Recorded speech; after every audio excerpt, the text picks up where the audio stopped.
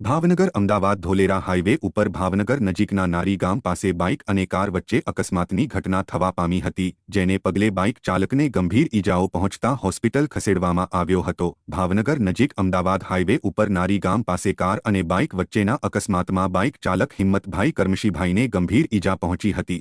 આથી તાત્કાલિક ધોરણે ભાવનગરની સરટી હોસ્પિટલ ખાતે ખસેડવામાં આવ્યા હતા।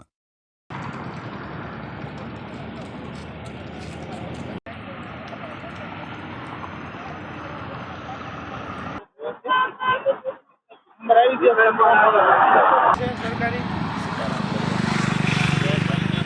ત્યાં એક 4 વ્હીલ પડી છે।